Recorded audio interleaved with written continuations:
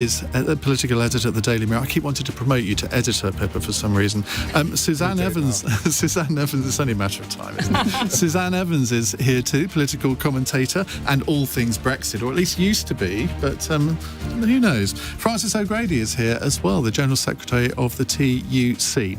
Now, if you'd like to send your questions through, you can do so on text 84850, or you can phone, that's what we prefer, 0345 6060 973. And, of course, you can watch us on Global Player. Call 0345 6060 973. Tweet at LBC. Text 84850. Cross question with Iain Dale. This is LBC. Well, let's go to our first caller. It's Ben in Clacton. Hello, Ben. Hello, Iain, and good evening, panel. My question is, since the government have been found guilty of the policy was breaking the law of sending care home residents out of hospital into care homes, should the relatives of the loved ones that were lost consider suing the government for compensation? Well, seeing as you're in Clacton, Ben, we'll go from one Essex boy to another, and I don't mean me, Simon Heffer. I bet there's a lawyer out there somewhere who's already drawing up the class action. It does sound really quite appalling, and it raises again the question of the so-called inquiry that we're going to have into COVID, for which we have been waiting now for quite a long time. I think it would have been very sensible for the government to have instituted this inquiry when the pandemic was still going. And one does get the sense the can is being kicked down the road, because every day there are more and more iniquities. I mean, this is a terrible one. Obviously, people have died. But when one thinks of the story this morning about the people taking suitcases loads of money out of the country because of the fraudulent way that people behaved with the compensation scheme under COVID, there is so much that went wrong. And look, people understand we hadn't had a pandemic since 1918. We'd never had a pandemic where the government had decided to close the country down. That's something an inquiry must discuss, whether that was a good idea or not. I'm not saying that the inquiry should just be there to apportion blame, but we might get another pandemic in 5 years' time, for all we know, and we need to have the best possible plan to deal with it. And it's quite clear that a lot of very grave mistakes were made that in this case affected human life, in other cases affected vast amounts of taxpayers' money that could have been so much better spent or not spent at all. And so to me, what's happened today with this care home story is another reason to get this public inquiry underway as quickly as possible. I thought it was supposed to be starting in the spring, and we are in the spring, so you would expect it to start imminently. Did they say which spring? Francis? Well, the government promised that they were going to put a protective ring around care homes, and clearly they didn't, and that was a lie. And it wasn't just releasing patients untested into care homes, and that leading to a wildfire of infections, not only in terms of residents but staff too. It was the lack of PPE, it was the lack of sick pay, proper sick pay, and so many carers, social carers on 0 hours contracts, no sick pay, going from home to home, unwittingly spreading the virus.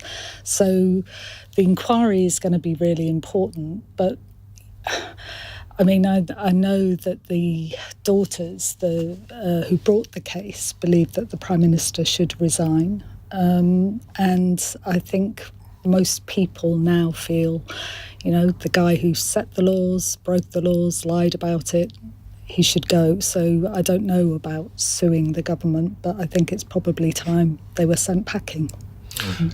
Suzanne Evans, the accusation is that the government saw what was happening in the hospitals in Italy and thought we can't have these scenes on our television screens in this country, so we've got to get a lot of old people out of the hospitals so they have the capacity to cope with COVID patients, and then didn't even test them before they got sent out. I mean, I had a caller earlier in the programme who said this is criminal negligence.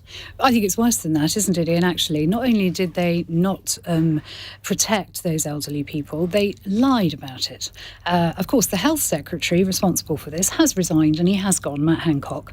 And I clearly remember him saying... nothing to do with him, Gov, today. He was the one that actually said, we are testing, we are not sending people out of hospital into care homes with COVID. He absolutely categorically denied that was happening. And it was happening. And my overriding feeling about this is that, are we really a country that throws our elderly people to the wolves? Because that's what it looks like. It was like the elderly don't care, don't matter, they're in care homes, they're near the end of their life anyway. And what really bugs me is that we still don't seem to care. We still have a situation because of the ongoing COVID paranoia. You know, we've got to learn to live with COVID now, but we still have, and I have friends and family in care homes. You're still not allowed to visit properly. There are still rules and regulations. Care home residents with dementia don't understand what's going on. I've heard dreadful stories, both in a friend of mine in a care home who sadly recently died, but other family and friends who are really struggling and feel their loved ones feel that they've been totally let down. The situation is absolutely appalling. We've spoken about this, Iain, before. I think the way in which the government handled the whole pandemic, throwing out long-established pandemic plans in favour of the Chinese lockdown model, was a massive mistake. We will be paying for the consequences for a very long time. And as Simon says, that inquiry can't come soon enough. We have to make sure this never happens again. And rather than anyone sue the government, because at the end of the day, it's only the taxpayer that ends up paying for that. It's you and me and all of us around this table who are paying taxes. They're the only people we're the only people that lose out. What I want is an assurance from government this will never happen again. And I think it should be set and sealed in legislation that we have no more lockdowns, that we never again have these knee-jerk reactions. Slightly straying off the subject there, but I suspect one or two of our panellists might disagree with you on that. But let's stick to the question for the moment. Pippa Crerar. Well, Downing Street said earlier today that it was a possibility that further legal claims could follow as a result of this High Court judgment, but that obviously it was up to the families and the care homes. And I think some of the lawyers already have suggested that some compensation potentially could be paid out. That obviously is up to the families. I've spent the last 2 years talking to families who have had loved ones in care homes. Many of them lost their relatives, and almost overwhelmingly their desire is what they regard as justice. And that justice doesn't entail a payout by the taxpayer or anybody else. It entails accountability. And this judgment today in the High Court, I think, was an important step towards that. The Prime Minister apologised again, but at the same time as apologising on the one hand, on the other, he says, we've got all the big calls right. Well, you know what? This was a big call. 20,000 people died in British care homes between March and June 2020. That was not all because of seeding from hospital infections, of course, but many of them will have caught COVID as a result of patients being discharged. And while Matt Hancock may get into the wranglings as what he knew and when, we know that Sage Papers in January said that this was quite likely. And we know that in March, Patrick Vallance, the chief scientist, warned the government too. And while it may be the case that the court has declared that there was no evidence that Matt Hancock considered quarantine, they also said there was no evidence that he was asked to consider quarantine by his officials. Ultimately, it was for ministers to be on top of their brief on this. And nobody's saying that this wasn't an incredibly difficult situation. He would no doubt say, and he has said in his statement today, look, Public Health England did not warn me about sort of the asymptomatic issue. Didn't he read Sage Papers? Well, yes, but Sage, I said earlier, and probably a lot of people didn't like it when I said this, Sage got a lot of things wrong in this pandemic. Yep. So in the end, if you're a government minister, none of us have been government ministers, you assimilate all the evidence and then you make a decision. Now, we can sit here and pontificate about how he got all these decisions wrong, but in the end, that's what ministers have to do. Advisors advise, ministers decide. But Iain, there were a number of occasions during the worst days of the pandemic when I, and I'm sure I wasn't alone in this, sat down and watched the news on television because I wasn't out partying, I had nothing to do but watch television, and thought to myself, don't they have a brain? Can't they work out? I mean, it's pretty obvious. It's not the first time you thought that, to be fair. It's not the first time I thought it, but if you've got people going, from care homes and spreading disease in this way, it's a question of common sense. You don't actually need to read a Sage paper. You just need to engage your brain. And, I mean, Suzanne is right that suing people actually achieves nothing. You can't bring these people back to life, unfortunately. And in any case, what good is the money going to do other than denude the taxpayer of funds that could go to something, for the future rather than for the past? But perhaps when we've had an inquiry, we need to consider something which we taught the Americans, and we've failed to learn from the Americans, which is we need to have a system of impeachment. I think if the inquiry finds that one or two very senior ministers have behaved in a derelict, negligent way, they should be made to answer for it. And if there isn't a law on the statute book to do it, then Parliament still has the right to impeach somebody. It hasn't done so since 1806. But I think a national emergency and crisis of the sort we've just lived through is a golden opportunity to resurrect this, because people will be unhappy and will be aggrieved permanently if they feel that justice has not been done on this front. And clearly, the relatives of the bereaved relatives have suffered a massive injustice here, and somebody has to be brought to account for it. Would anyone ever want to be a Secretary of State for Health if they stood the risk of impeachment? Well, I mean, why not? Or any other cabinet? Look, I don't want to be funny about this, but he did seem to spend a lot of his time, with his tongue down the throat of his special advisor. And perhaps if he'd had a bit more regard for the job rather than, Mrs. What's-her-name, things might have been slightly different. You can't accuse Matt Hancock of not being on the job, Simon. Well, yes, indeed, but it depends what job you're on, dear boy. And this is the trouble. He gave the impression of lecturing us and yet not taking the job seriously.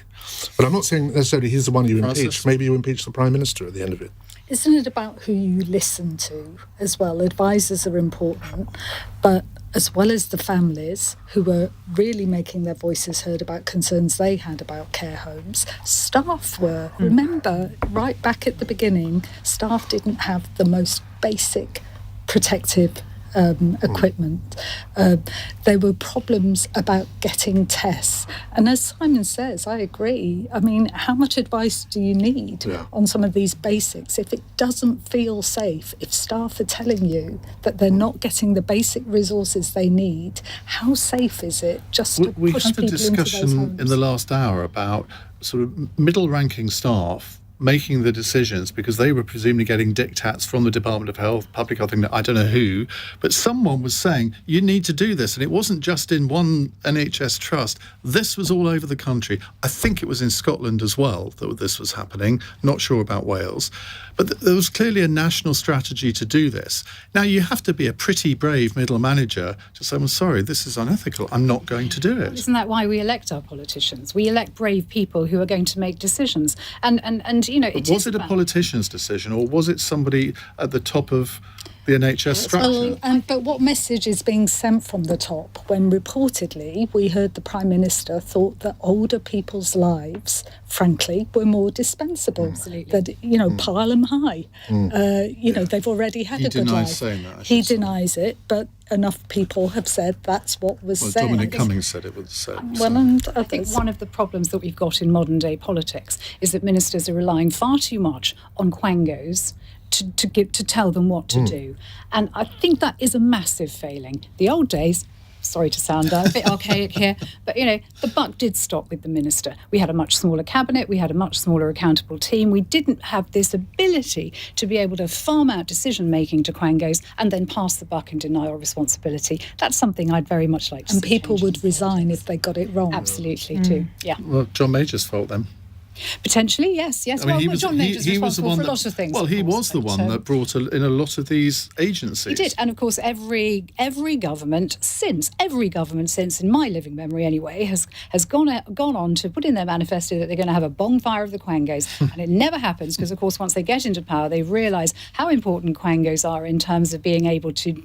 It's deniable responsibility. Well, also they're the experts often. I mean, you talk about quangos as those sort of people on the take. Well, desperate to just sort of come up with, spend taxpayer money and so on. But I mean, what, are you talking about bodies like, I don't know, health and safety bodies or highways? National highways they're called now. Their only remit in life is to stop me getting to Norfolk on a Friday night, and they're very successful at it. But don't get me started on that. We'll move on. We can scrap them. Ben in Clacton, a final word from you. Well, I would suggest that the panel read the Amnesty International report on care homes, which was published in 2021. You can Google it. And that will tell you a lot more facts than I can actually say. And I warned on the radio in March 2020, I warned the BBC, I warned the LBC, Radio London, ITV, wrote to MPs, because I was a carer at the time. And I had one client in a care home and 6 in the neighbourhood. And I asked for a test in 111, and they said, you can't have it because we're only giving it to hospital staff. I had to resign because I didn't want to kill my clients. I knew exactly what was going to happen with care staff as well, going around homes, and myself. I didn't want that on my conscience to actually be going around killing people who I loved. I loved the job, and I had to give it up because listen to the front line, Ben. That's absolutely. Ben, listen, thank you very much for calling in on this. We'll come to more of your calls in a moment. 0345 6060 973. It's 17 minutes past 8. LBC.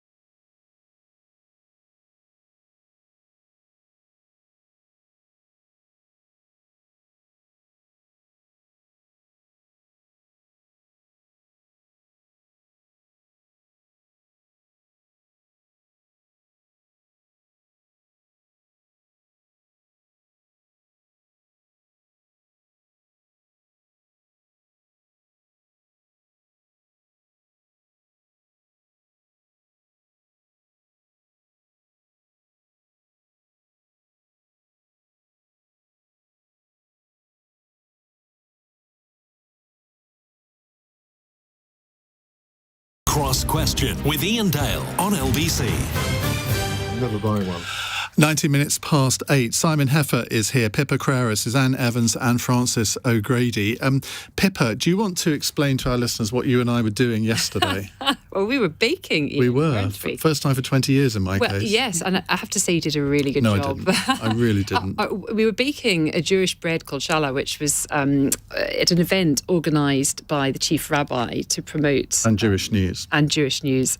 To promote the Shabbat, which is basically... Obviously didn't do a very good job with you. Friday nights, families turning off technology for 24 hours and spending time together and focusing on the things which really matter. And in our case, what really mattered was baking this bread. And we had journalists versus politicians, and we were up against Sajid Javid, the Health Secretary, and Angie Rayner, the Deputy Leader of the Labour Party. Now, we can't tell you who won. No. But we're sworn to secrecy. Some of the breads that came out of the oven were a little bit more burnt than others. Yes. That's all we'll say. Yes. How many breads were there? Did you do one each or teamwork? Yeah. Okay, so 4 breads. They were very competitive, weren't they? Particularly Sajid, who was a bit nasty at times, I thought. He chucked flour over me. No. Yeah, in the middle of the working day. I mean... So we had to go back to the office, covered in white powder. I felt like saying, don't you have a health service to run or something? But I thought that would be a bit cheeky. Right, let's go to our next caller. It's David in Enfield. Hello, David. Good evening, everybody. Hello. Would the panel support the release of the Soubey report and the names of all politicians who have received Partygate FPNs to date before we vote on May the 5th? Well, I think I have to come to you, Pippa Crerar, given that you broke most of the stories on all of this. I was going to say yes, and then you mentioned May the 5th, and of course the police have decided that they're not going to give us any updates on the operation into lockdown parties at the heart of government before the elections. That's not to say they're not going to fine ministers or fine anybody that they regard as having transgressed the laws, but it's just we won't be told about it. This investigation has gone on, I think, a lot longer than a lot of us expected. It is continuing to go on. There's 12 different events that the government that took place on government turf, which the Met is investigating, 6 of which the Prime Minister was at himself. And apparently Sue Gray handed over 300 photos and 500 documents as evidence. So they've got plenty to pour through. They've asked for questionnaires. In the spirit of transparency, obviously, I think it's important that elected politicians make clear and senior civil servants make clear when they're fined. We've been told by Number 10 that we'll be told the Prime Minister and Simon Case, the Cabinet Secretary, whenever they're fined, will be told, regardless of whether that's before or after the elections. I think that's the right thing. If, in the course of their work, the police end up fining other politicians, as they did with Rishi Sunak, the Treasury confirmed that, then I think, yes, of course, the onus should be on those individuals to feel that they should be honest about that and share that information with the public. I mean, that I think is the very minimum in terms of transparency that we require when you consider that we're not being told the names of anybody else or indeed which events they're being fined for. Suzanne. Yeah, it's an interesting one, isn't it? I think obviously the May elections are about local politics, so we're not talking about members of Parliament being re-elected here. So I can see perhaps, so you might argue, well, why then is there the issue with the police? Why don't they just come out and tell us what we need to know? The argument's obviously that people, as they always do, and as a local councillor, this is something that particularly bugs me, most people don't vote in local elections on local policies. Are you a local councillor? I used to be, right, not anymore. I was 2010 to 2014 in London. People vote in local elections on national government issues, even though, of course, the two are very separate. And for me, as I say, as a former councillor, it's very often the local politics which are the most immediate and the more affect people at an everyday level, because that's what local councils have got competency for. So I can see why the police have made that decision, although absolutely, we should absolutely see everything in that report, and I'm sure we will eventually. I think it's absolutely appalling that we have MPs in Parliament who are voting to throttle the British public, British businesses, with the most draconian restrictions, and yet went on to break them themselves. It's absolutely horrifies me. Francis. Well, let's just remind ourselves of the question. Would the panel support a full disclosure to the public of the Sue Gray report and every MP who got a fixed penalty notice? Full disclosure, absolutely. I have a little bit of sympathy for the concerns of the police, which are presumably about being seen to interfere in elections. But that kind of just makes me ask, come on, Conservative Party MPs, what are you waiting for? While our members, nurses, teachers, refuse collectors, were working through, putting their lives on the line in some cases, certainly their health, how hard was it for the Conservative Party and Prime Minister to figure out that if you're rigging up a karaoke, if you're wheeling in suitcases of booze, if you're dancing around your man bag to ABBA, that is not a work-related event. That is a party. And to we should make make clear that law, Boris Johnson didn't go up to the local Tesco's and get the suitcase full of beer. That was at an event that he wasn't actually at, just to be fair. OK, to be fair. I think there was... Actually, he did pop into the Wine Time Fridays. It was on the route past. They were held every Friday. Not at that one, I don't think. Well, the suitcases full of booze were every Friday night. That's a long-standing Number 10 tradition that carried on during lockdown. That's a problem that happened during lockdown. And so they did the suitcase every week? Every Friday. They'd take the booze back to Number 10 and they'd have a wee gathering. And if you know the geography of Number 10, the press office, the room outside it, the Prime Minister has to walk past it from his office to go up to the flat. And I've had several people say to me, and we've written this in the paper, I've had several people say to me that the Prime Minister either turned a blind eye or in some cases actively encouraged people. Oh, you're letting off steam. Oh, great, you're letting off steam. And on occasion even joined them. So, he did know. Well, I apologise, and I thought it was one event that happened. And it comes back to that point, this is the guy who made the laws, who broke the laws, but the important thing is lied about it. Now, I just I think it actually looks bad on the Tory parliamentary party because, what are you waiting for? Everybody with any common sense in the public knows that's what's happened. It seems now that they're waiting for the results of the local elections before they move. Well, that just looks pretty cynical to me. You either think this is a matter of integrity and honesty and decency, or you don't. And if you do think, as I say, that he not only broke the law, he lied about it, then surely you have a responsibility to act because you're the only ones who can do anything about it. Simon Heffer. I think it's really craven of the police to suspend this. I mean, where do they draw the line? If somebody was guilty of rape or murder, would that wait until after the local elections? And okay, you can say, well, it's nothing like getting, as Johnson calls it, a speeding ticket for doing what he did. But there are so many millions of deeply aggrieved people in this country who made sacrifices, and you hear of what he was up to. And it was a culture in Number 10 that he did nothing to stop. And in fact, as you said, he encouraged it. And I want this out there tomorrow. I want the police to announce what they're doing tomorrow. I don't give a stuff about the elections next week. And they shouldn't either. This is about the rule of law. And I want the Sugray report there in glorious technicolor on a website called pathological-liar-dead-in-the-water.com that everybody is looking at. And I want him out. I mean, this is... I'm ashamed to live in a country, a supposedly civilised first world country, that has a head of government who is a pathological liar and has broken the law. And I don't think that I or any of my fellow Britons deserve that. I think it's appalling. You talk to a lot of Tory politicians. I mean, how do they answer Francis's question? Well, why haven't they done it already?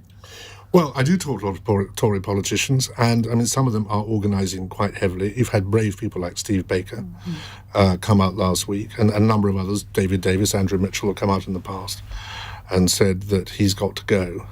I think a lot of them are waiting for next week to see what happens, hoping they'll wake up on Friday morning and see there's a miracle that the Conservatives have won endless councils from length and breadth of England. That's not going to happen. But they're also not going to lose the number of seats that they're spinning that they will lose. No, because they always spin that they're going to lose more than they actually do lose. But if I were an MP, and particularly a Red Wall MP, I'd look at those polls that show that the Red Wall vote was, 56% in the election. It's now down to about 37%. They're going to lose their seats. There's going to be a tidal wave of unemployed Conservative MPs at the next election. And what they've got to learn, and it's a very simple point, is that the brand has been sullied.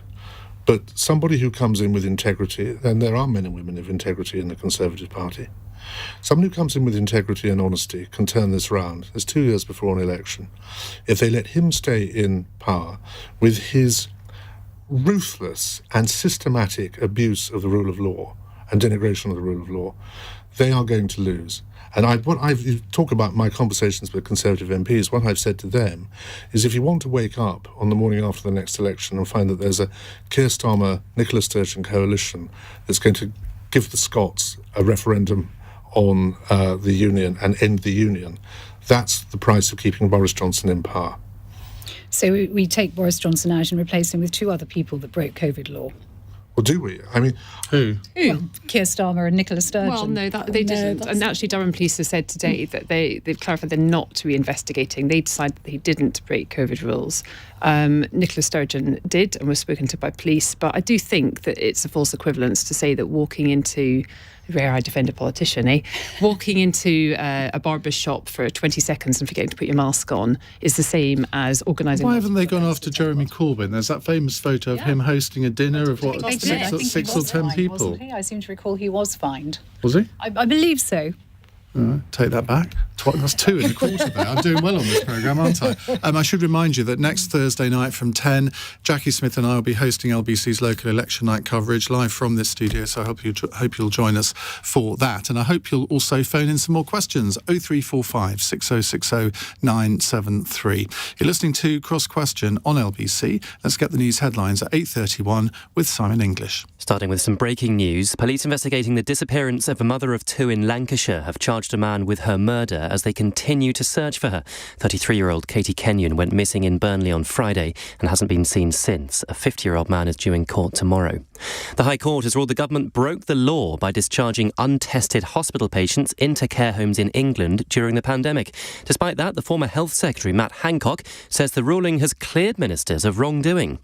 Russia is threatening to cut off gas supplies to more EU countries after being hit with sanctions over its invasion of Ukraine.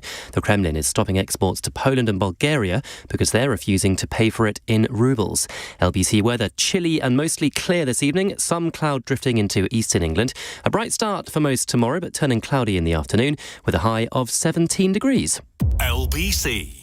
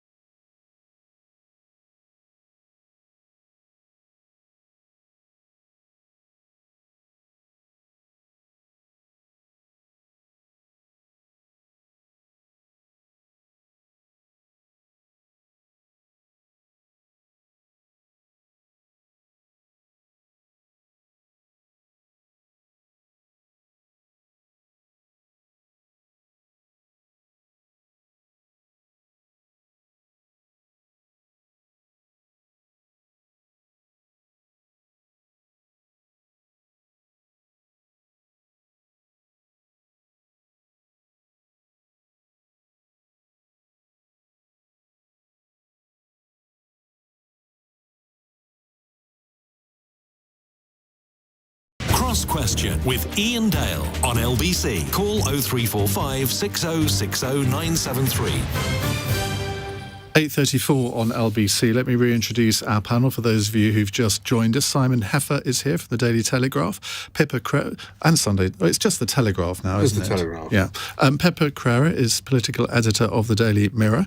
Suzanne Evans, political commentator, and Francis O'Grady, General Secretary of the TUC, but not for much longer.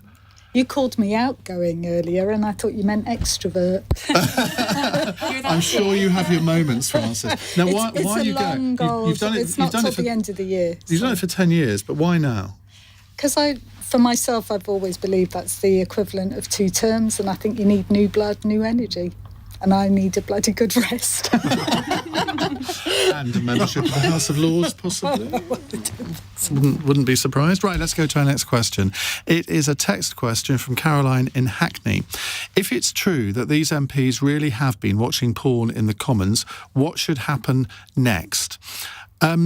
Francis, Well, I can tell you what would happen in the real world of work. That this is gross misconduct. Number one, because when you're at work, you're meant to be working. And I think that applies to MPs as well. And number two, because there should be a culture of respect and decency, and that is evidently not the case if this MP has been caught watching porn. We should say, I think it is just one MP, is it not? It's one MP. So we shouldn't... The questioner said MPs, but just to be strictly accurate. Now, this is another one of your stories, Pippa. It is. I mean, I was out and about last night and spoke to a Tory MP contact that had been in this room, in this meeting at the Commons last night. About 40 or 50 MPs were there. And it was a regular meeting. There wasn't sort of an agenda per se. But I guess in the context of the Angela Rayner row this week, sexism in Parliament was very much on people's minds. And one after another, up to about a dozen Tory women MPs stood up and shared their experiences of sexism and sexual harassment in the Commons. And they were talking to the guests at the meeting were the Chief Whip and the party chairman and the leader of the Commons. So, people that have potentially the capacity to do something about these things. And the comments sort of ranged from an MP saying, well, a colleague had been wearing a knee-length leather skirt with a slit up the front, and a Tory MP came up to her and said, "Oh, what's the day job?" Suggesting that she had a different job by night. And, whips saying to groups of women going in to vote, "Come on, girls, get in and vote." That was sort of one end of the spectrum, if you like, and at the other end of the spectrum was much more... were other allegations, including this one that a Tory MP had sat down next to a woman minister in the chamber and then watched porn on his mobile phone. Now, knowing that she could see it. Well, presumably, but then presumably if you're the type of person, and this is not unique, I've got friends that have been, people sit next to them on buses and trains and stuff and watch porn. Presumably this is not just about the personal gratification somebody gets from watching the porn. They've got some sort of thing going on there with knowing voyeurism or whatever. Well, it's a power trip. Well, it's a power trip. It's making people feel incredibly vulnerable and really sort of and uncomfortable. And clearly that's what this woman MP, this woman minister felt. My understanding is that she and one other colleague who'd also witnessed this, or witnessed the same politician, had spoken to the Chief Whip, who's now launched an investigation into this MP. And if they are found indeed to have watched porn in the Commons, then they're going to lose the whip. And the Prime Minister talked about this at PMQs. But of course, it's very difficult to get rid of a sitting MP. That's not actually in a party's gift. It's in the public's gift in terms of a recall petition or an election. You'd like to think that somebody that had breached the laws in such an outrageous, the rules in such an outrageous way would do the decent thing. And I don't even know, it's the Manor of Northwick or something is the term, isn't it? Basically stand down, but you've got to wonder whether they will.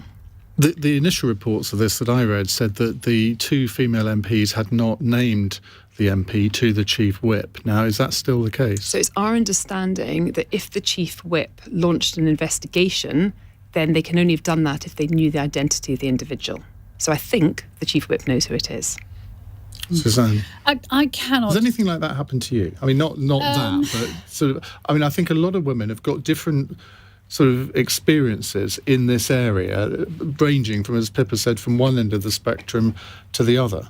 Yeah, I mean, I've certainly experienced sexism. There's no doubt about that. But has anyone sat down next to me and started watching porn? No, thank goodness.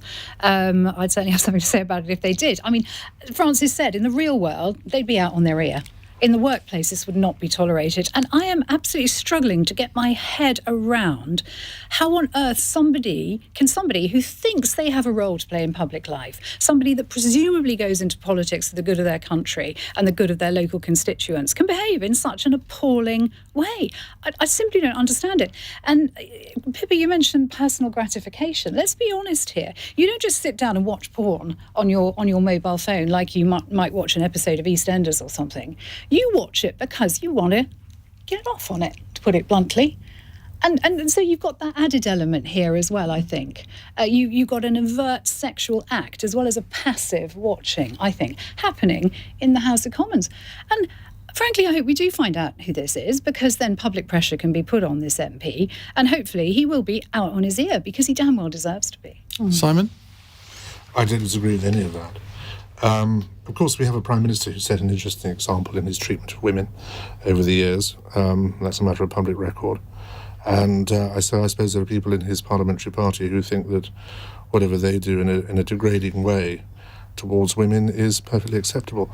I often wonder, I mean, it's not so much about these people wanting to have a career in public life. I often think, well, don't they have, if they haven't got a wife or a daughter, do they have a mother or a sister?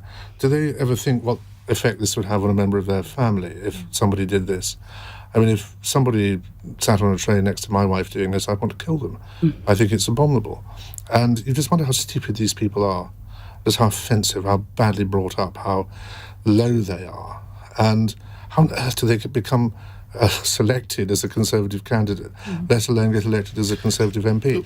I think whatever is thrown at them actually is probably not going to be enough. But will they resign? Of course they won't. Nobody resigns these days. Francis, we've got 56 MPs being investigated for some degree of sexual impropriety within the House of Commons. That's 9% of all MPs. And if you take women MPs out of it, I mean, I'm assuming they're all men. I don't know, but if they are all men, that's even higher. But again, that's not untypical. The TUC did that big survey where and 90% of sexual harassment cases are about women being harassed by men. I got into trouble earlier because I said that there are men who are harassed by women. It's happened to me on 3 different occasions, so I can't be the only one. It does but 90-95% the other way around. Exactly. And that half of all women have experienced it. And, you know, the big challenge, I think, because I think a lot of women listening to not just that, but what happened to Angie Rayner, where it was a toxic mix, really, of sexism and snobbery, in my view. Real nasty snobbery. And I thought she handled it brilliantly and was so honest about when we do have these experiences.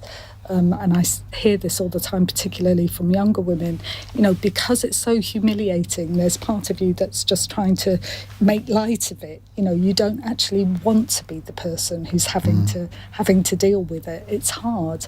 So the onus has to be on prevention.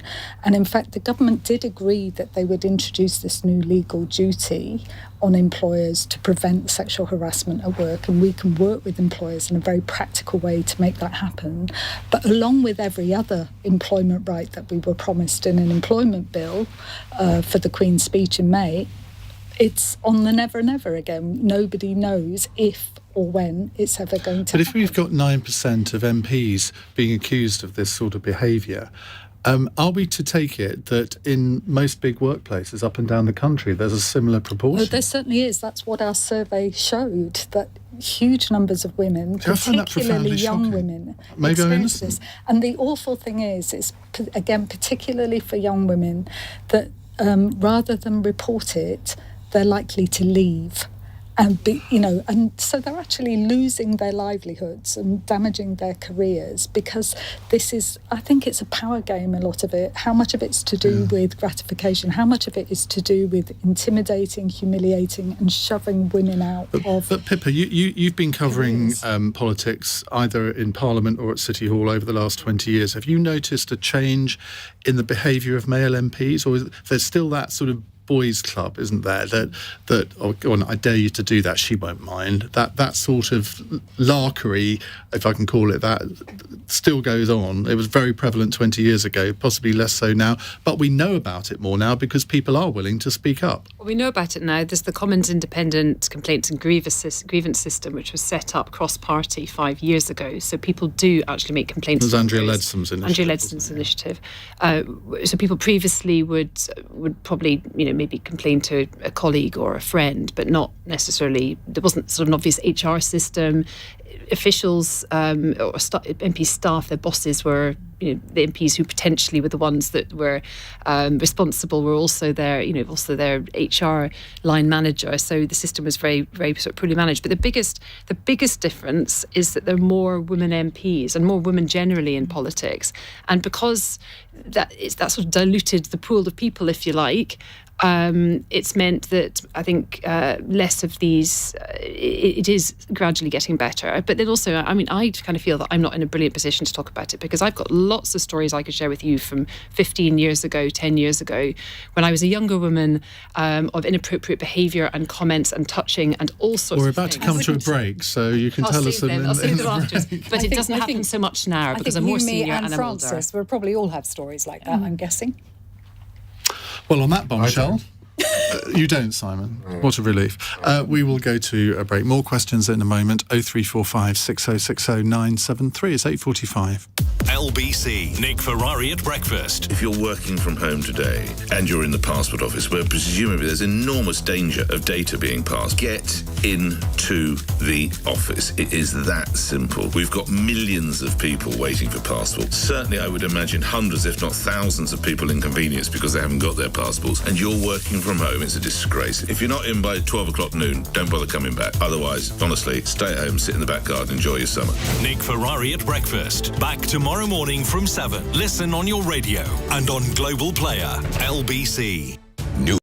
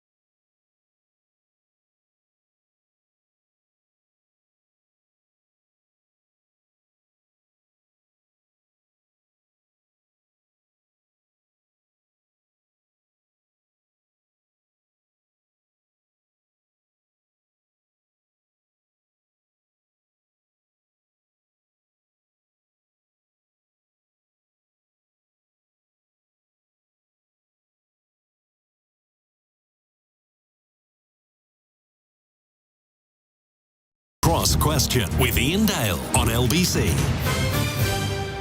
8:49. Simon Heffer, Pippa, Crerar, Suzanne Evans and Francis O'Grady with me answering your questions. Let's go to Chris in Croydon. Hello, Chris. Good evening, Ian. Good evening, panel. Hi. My question is this. Should sanctions against Russia continue as long as Putin rules? Suzanne Evans. I think if Putin were to withdraw all his troops from Ukraine, then I think a view would have to be taken to backtrack on some of the sanctions that are put in place. If he's a good boy and behaves, then I think we have to think again. But until that point, no, absolutely not. So you would withdraw some sanctions even if he continued to be the president of Russia? Yes, I would, because ultimately sanctions are going to hurt the Russian people, and my beef is not with the Russian people, it's with the Russian leader. Pippa. I think I certainly agree with Suzanne that as long as he's in Ukraine, then sanctions should apply. I think it depends on his behaviour should they withdraw, and I have to say, frankly, I don't see any sign of that happening anytime soon, but should he withdraw and still be an aggressor and a troublemaker and launch cyber attacks on Britain and other countries, then they should stay in place. If suddenly there's a Damascus conversion and he wants to be a sort of an accepted member of the international community, then maybe you do look at what you can do to make that happen, but I just can't see it happening. Simon?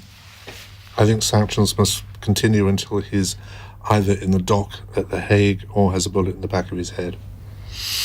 Trenchant as ever. Francis? I'd like to see sanctions toughened against the oligarchs in particular. There's still plenty of scope to toughen those sanctions against Russia as long as they're carrying on a war which is clearly illegal, in breach of international law and causing horror and misery. I think, and this may be hard to imagine, but I think President Zelensky himself said any war ends in negotiation, and that we have to think, however far ahead this is, about support to reconstruct the country, to immediate support, humanitarian support, massive displacement within the country, but also how we build those stepping stones towards eventual peace.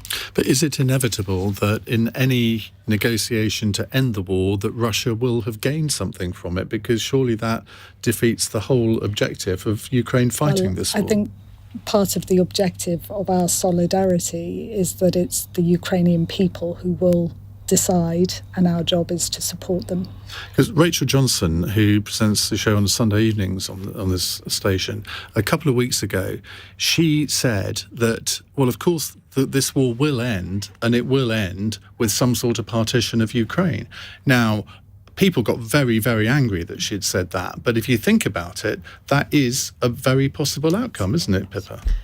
I mean, you consider the fact that Crimea was invaded in 2014 and has been in Russian hands ever since. You consider that the actions subsequently in Donbass and eastern Ukraine, the Russians are obviously, occupying there as well. Zelensky has said he wants to keep Ukraine intact. I think if you look at, it's very difficult to say comparable conflicts because there's been very few that are just like this. But if you look at other conflicts where countries have been ostensibly divided up, you don't suddenly get the sort of the home nation saying that's fine, you can have this bit of the country. I find it very hard to envisage a time when Zelensky's compromises include conceding large tracts of land, large parts of Ukraine, because his fear is that that's not the end of it, that if you concede those bits of the Ukraine, Russia will be back for more. Yes, and it's not just the end of it in Ukraine, it's also not the end of it for places like Estonia and Latvia and Lithuania. Moldova. Well, we've already heard about him going into Transnistria and Moldova, but those other three countries I've just named are in the European Union and they're in NATO. And we know that he wants a land bridge to Kaliningrad, which must either go through Lithuania or through Poland, probably through Lithuania. And he regards the Baltic states as being part of Russia. And they were, for hundreds of years, part of Russia until 1918. So it's not just a question. I understand why Zelensky says it must end in negotiation. He's a great leader and he's done everything he possibly can for his own people. But even he will have to understand at some stage this goes beyond Ukraine. It goes beyond ensuring that we don't have Russia marauding into the Baltic states. And that, I think, is something that Putin will be minded to do if he's given even half a chance to do so. Quick question. Liz Truss, the Foreign Secretary, is giving a big foreign policy speech tonight, and she's going to suggest that we, Britain, send tanks and planes to Ukraine. Now, we're going to be talking about this in the next hour on the programme, so gird your loins. I want phone calls on that. But given James Heapy's comments yesterday about saying it's perfectly right for Ukraine to attack targets inside Russia, do you think that these comments from Heapy and Liz Truss are wise, Francis? Well, from my perspective, this is about the impact of war on ordinary people. And, one of the reasons why in the trade union movement we always see war as a last resort, we're not pacifists, but we see it as a last resort and peace as the prize, is because the main casualties are always civilians and children. So you're sounding like a politician. I'm not answering the question. I guess my point is that hard as it is in the midst of this horror, where in other parts of the world where civic society has had a role in peace building too, there also has to be some imagining of what it will take to secure peace and stability for the country and for the region. And that is none of this is easy, but that is part of our task, Simon? is to support that. I think we can. I'd like to send them planes and tanks and missiles and God knows what else, but we can only do this in a coordinated way with our NATO allies. Mm-hmm. We can't be the only country that does this, otherwise we're a sitting target. Absolutely. Yeah, totally agree. That is one way of massively escalating this crisis and putting Britain in the firing line. And I'm a great fan of Liz Truss, but I think she's wrong on this one. Well, I wonder whether Number 10 also thinks she's wrong on this, because their response anyway at the moment is that there's no plans to provide planes. But for a foreign secretary to say that in her biggest speech of the year, or one of them, I mean, surely they have to clear these speeches with Number 10. You'd think so, but Number 10 is saying that there aren't currently any plans to backfill either providing jets and so on to Poland, and then the Poles, for example. Well, it's some kind. It's Liz making a leadership bid. It's some kite to fly, isn't it? That's what it's all about. Well, indeed. Chris, thank you very much for that. Let's do a quick question before we finish with Ram in Windsor. Good evening, Ram. What's your question, please? Yes, good evening, panel. Would the members of the panel feel safe if I was driving behind their vehicle without an annual MOT? What car do you drive, Ram? I actually drive a Bentley. We have a different class of listener. How old is it? How old is it, Ram? It's about 8 years old, but my number plate's T1. It's more you must be very rich to have a number plate like that. Right, Pippa. Well, I think the AA, and they're the experts, have said that they don't think it's a good idea to bring MOTs back or to take MOTs every other year rather than every year. This is, of course, one of the cost of living, money-saving ideas that the Cabinet dreamt up yesterday. Non-fiscal interventions, they're called. It actually would only save people £27 a year, but in terms of the safety element of it, if the AA says it's a bad idea, and let's not forget this is a policy that was considered 15 years ago and then rejected 15 years ago as well, then I think I'd probably go with the AA on that one. Simon Heffer, I imagine you drive a sort of Bobby Ewing style Mercedes. Mrs. Heffer does. Oh, right. Mrs. Heffer's got a Mercedes. I'm rarely allowed on the roads. I think it's... By the speeding authorities. Right. I think it's mad. I mean, it's £27 a year. And, living in Essex as I do, I see boy racers going around with all sorts of things falling off their cars, and you give them a very wide berth indeed. I wouldn't want to have to give them an even wider one. I don't think you can compromise public safety. I think there are slightly better ways of giving people £27 a year, like a tax cut. Yeah, I'd agree with that. To be honest, I think modern cars are so much better than they were. I'm personally not convinced that the annual MOT is necessary anymore. And I think this is fiddling while Rome burns. £27 saved. Come on. Chancellor, you've had a £175 billion tax bonus this year. We're now paying 30% of GDP in taxes instead of 27% last year. Give us a tax cut instead. This is nonsense. And what about the poor garages that rely on MOTs? Is this the best that the Cabinet could come clearly. up with, really? I mean, here's a novel idea. If you really want to help people in a living standards emergency crisis, then how about raising the national minimum wage to at least £10 an hour? How about giving nurses and teachers a real pay rise? How about having fair pay agreements? And how about Iain joining us on Saturday, the 18th of June, for our national demonstration? I had this from Dave. I've got to go to a wedding. David Beckham, bring him along. You heard that, did you? No, actually, it's not a wedding. It's a birthday party. But it's David Beckham. But the thing is, no, the event's happening at his place. Your invite is withdrawn. You're free now. I don't know what to say.